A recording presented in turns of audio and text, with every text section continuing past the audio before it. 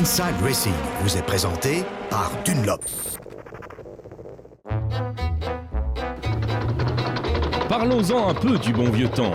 Au début, conduire une auto revenait plus à brinque-baller qu'à conduire. On cahote sur des ressorts à lame à travers des chemins de campagne. Les pneus sont en général en caoutchouc plein. Trop inconfortable, se dit le docteur John Boyd Dunlop, et sur le champ, il invente en 1888 le pneumatique. C'est son fils qui sera le premier à connaître cette nouvelle et confortable sensation de conduite. Mais pour mieux comprendre, quittons le film en noir et blanc et entrons dans le monde virtuel. L'anneau en caoutchouc plein est remplacé par une chambre à air. Pour qu'elle reste en place et pour éviter qu'elle ne glisse, elle est revêtue d'un tissu en coton. La roue commence à amortir. Viendra ensuite l'enveloppe en caoutchouc avec une couche de tissu incluse par vulcanisation. Le pneu devenait ainsi moins sensible, ce qui avait son avantage à l'époque pour les routes mauvaises et des clous de fer à cheval égarés.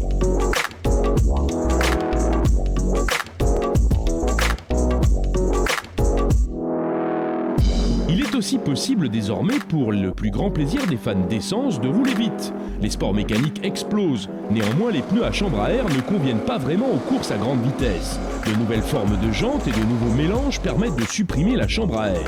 La carcasse est étanchéifiée de l'intérieur. La voie est libre pour accélérer à fond. Car la solidité et la résistance ainsi obtenues permettent enfin de réaliser des courses d'endurance et des records de tours légendaires des années 30. Des pilotes intrépides tels que Caracciola ou Land conduisent sans casque et sans combinaison à des vitesses supérieures à 270 km/h. Les gens devaient vivre avec ces pneus, ils ont essayé de les améliorer et les pilotes et les ingénieurs avaient leur mot à dire, mais le résultat était toujours le même. Ils tenaient ou ils ne tenaient pas.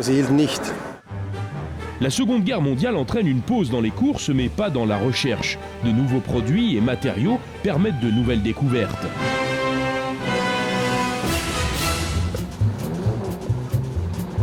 Dans les années 50, c'est enfin le retour du sport automobile et de l'apparition de la Formule 1. Plus vite, plus haut, plus extrême, tenir ou se dégonfler, des temps difficiles autour de la roue. À l'époque, ça n'avait rien de comparable avec les nuances d'aujourd'hui. Pour nous, il fallait d'abord savoir, non pas à quel moment le pneu se détériore, mais à quel moment il n'y avait plus de caoutchouc dessus. Il fallait simplement changer le pneu avant. Ce qui est encore produit ici à la main équivaut à une véritable révolution. Le pneu à structure diagonale est mis au point. Plusieurs couches enrobées de nylon, de soie artificielle ou de filaments d'acier permettent d'atteindre des performances maximales. Mais la rigidité de cette structure n'est pas encore suffisante du fait de la charge et dans les virages, le pneu se déforme encore considérablement. Le pneu à structure diagonale n'a jamais été stable en termes de trajectoire. Je m'en souviens encore parfaitement, on avait toujours un sentiment un peu incertain. La recherche du pneu parfaitement robuste. Les nouvelles séries de courses poussent comme des champignons. Force transversale, longitudinale, impact, charge continue à haute température. Les bolides sont de plus en plus rapides et massacrent les pneus. Et puis dans les années 70 arrive le concept opposé, le pneu à structure radiale.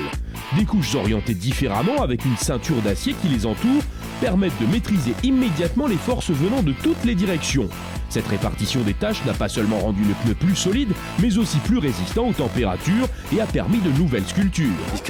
Je me souviens encore de la différence du fossé entre les structures diagonales et radiales. C'était énorme. Pour la précision de la trajectoire et l'adhérence, c'était le jour et la nuit. Plus tard, lorsque les pneus ont été vraiment larges, on pouvait freiner bien plus tard. La durée de vie était aussi plus longue, ce qui était très intéressant à l'époque. La technologie des pneumatiques profite d'un coup d'accélérateur supplémentaire. L'ère des machines de plus de 1000 chevaux débute dans la course automobile. Les pneus mutent pour devenir d'impressionnants rouleaux.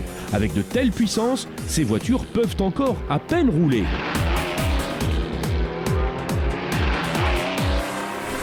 Fin des années 80, changement de paradigme dans la construction de voitures de course. Les structures légères et la sécurité caractérisent désormais le pneumatique grande vitesse moderne. Plusieurs couches de fibres de matériaux extrêmement résistants, tels que le Kevlar, rendent le pneu plus solide que jamais. Dans le même temps, de nouveaux mélanges et de nouvelles constructions apportent des propriétés de roulement qui jusque-là n'existaient pas. Le sport automobile s'est piloté jusqu'à la limite, tour après tour, et le développement ne s'arrête jamais. En tous les cas, il reste toujours rond. Ce pneu qu'autrefois John Boy Dunlop n'avait que l'intention de rendre plus confortable.